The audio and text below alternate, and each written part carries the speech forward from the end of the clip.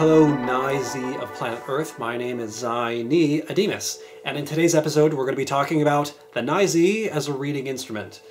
Now, no matter what it is you're doing in life, you're always going to be using your mojo to do this.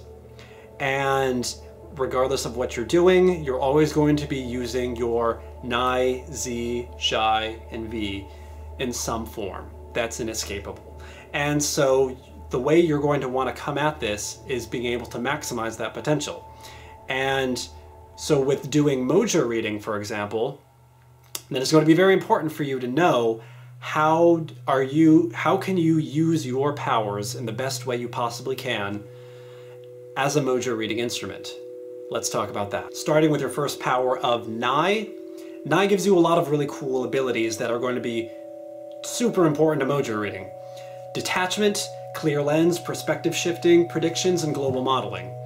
Detachment, this is going to be a really big one, because to get into quasi-state, which is the most ideal state for mojo reading, you're going to need to be able to begin by detaching. This is basically removing yourself, unattaching, in order to give yourself the clearest perspective you possibly can, one that is unhindered by other powers or other kinds of distractions. Perspective shifting is also going to be very important, because this allows you to see angles from different perspectives.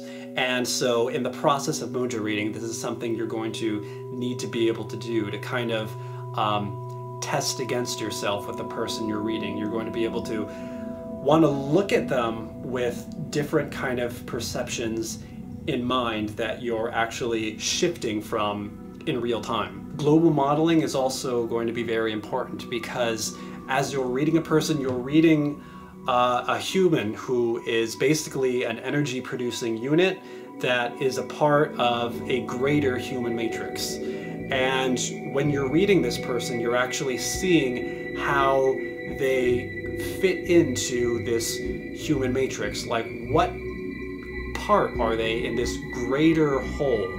And so that actually gets into kind of the global modeling as well as of Nai, as well as the systemic relationships of Z, which I'll talk a little bit more once I get into Z. But that's definitely one of the cool powers of Nai. Also, Nai has the predictive powers, and so as you are reading the person, then you're going to want to kind of run simulations where you use your speculation and you're able to kind of run simulations of this person doing, different situations. And because of that, you can also make predictions based on what you're reading, because the way the math that you're seeing works, because of the fact that it's a part of a math, then it means that it can unfold into different things in different situations. And the power of Nai simulation is going to be something that's very useful for that aspect of mojo reading.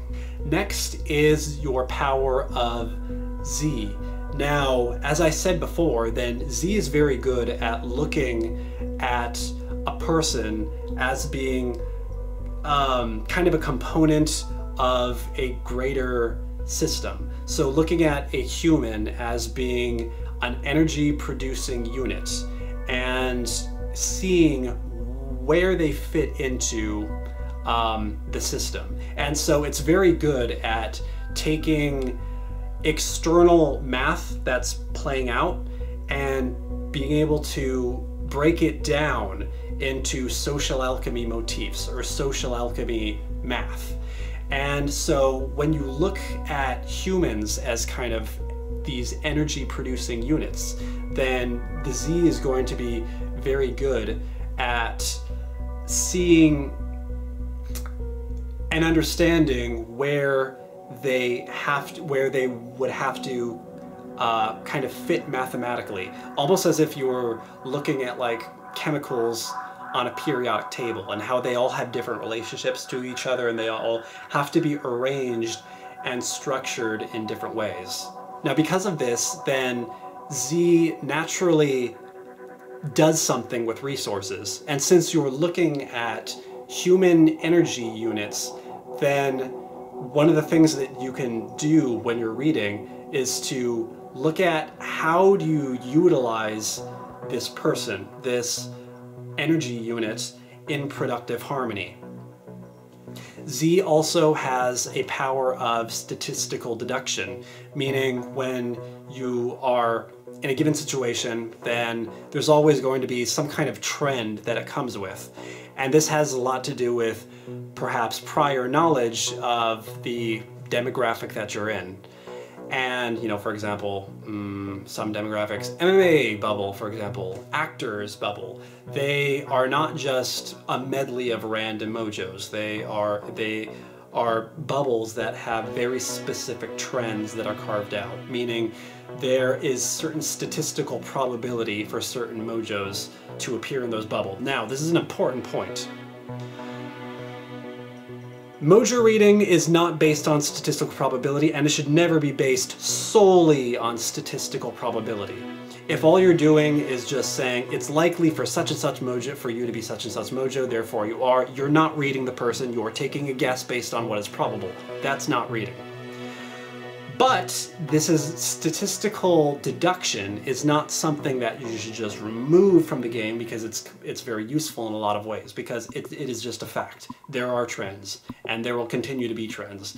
There are trends because we are talking about humans, and humans actually are energy production units. And when you allow energy producing units to play out, they will play out in trends. And so the statistical deduction, keeping this in mind, is very useful for a lot of reasons, because it can put your headspace in a place where it needs to be, which allows you to allocate your attention correctly. And so, for example, when you have prior knowledge that there are certain trends, then you can actually test against those trends. You can look at a person and see to yourself, no, I know that it's very probable that they're going to be X, Y, and Z. Are they those? And you do actually have to read the person. You can't just rely on probability. But because of the fact that you know that there's high probabilities, then this gives yourself a very strong system or protocol to actually go to kind of test against yourself, knowing the probabilistic nature of what mojos are likely to come up.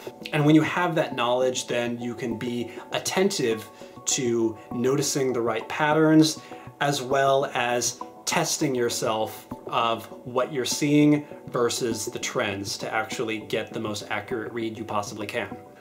Z also gives you the power of protocol implementation and SOP enforcement. And this is going to be something that's very important to Mojo reading, because Mojo reading has protocols that need to be met. You can't just expect to get a clean read in any situation. And you can apply this logic to anything. You can apply it to, let's actually do that. Let's think of this as being like radiocarbon dating, where when you date something based on radioactive isotopes, you have to keep in mind a lot of things. There's a lot of circumstances that need to be true or that need to be done properly in order to actually get a correct reading on how old something is. If you don't respect that process, then you get garbage. You just get junk. You just bunk information. And the same thing is true with Mojo reading. A lot needs to be prepared for. You need to be in the right headspace. You need to be coming at this in the right state of mind. You need to have a correct amount of information. You need to kind of be aware of what makes something more accurate, what makes a read more accurate, what makes it less accurate, what protocols need to be set in place. So things like time limit, things like the kind of material, the quality of material, you know, like is it grainy video, is it clear video? The headspace you're in, are you in the right headspace to read? Are you being pressured? Are you not really feeling it? Are you not really interested in the person? And if those protocols are not there, then the read will be subpar. And so Z is very good for setting up the right protocols, the right conditions for a strong read. Now let's get into your power of Zhai. Now anytime we talk about modulation powers, then we need to get into the concept of fetishing, When you fetish on something, then you're putting a very focused, a very channeled amount of kind of energy into certain aspects of the modulation power, the power that you're fetishing with. And so this is going to help you in the long run of your storyline. The question is, though, what are the best activities for you to fetish on as a Nizi? How would you do that, and how rewarding will it be? Mojo reading for you is going to be something that's very rewarding for you as a Nizi, and therefore it's going to be something you're going to want to kensei on. Your power of Jai gives you a lot of powers such as empathy and gut reaction, as well as internalizing. Your empathy will come in because you're going to want to make a connection with the person you're reading when you're reading them. And when you can make that empathetic connection, then you can get not just the Mojo configuration of a person, but a lot of other things, a lot of motifs, such as development states that they're in. Gut reaction is going to be something that's also very useful to you as a Nizi, but that is gut reaction cross-checked with what that actually means for a person. And so you can get a very nuanced palette of different kinds of gut reactions, and with practice and mastery you can kind of develop a very nuanced language of gut reactions, where just from gut reactions you get a lot of very nuanced information about not just person's configuration, but their development levels, toxicity levels. The vulnerability of Jai and recognizing the impingements that are coming from what's hitting you. This can be a really strong power, and it can give you a very strong ability to read the impingement and understand why you're being hit that way. And so once you're able to make that kind of connection, then reacting to another human is very powerful in getting a lot of information from them. And then there's also internalizing. Internalizing life lessons that you get from Mojo reading, so you don't make the same mistakes again. You know, no one's perfect. When people Mojo read, they're going to get misreads for all kinds of things, who knows, all kinds of biases, things that were in yourself that you didn't know about yourself, that you haven't quite worked out yet, that need to kind of still be worked on. And the way you really get past that, the way you fix it, is by internalizing these life lessons, really taking them to heart.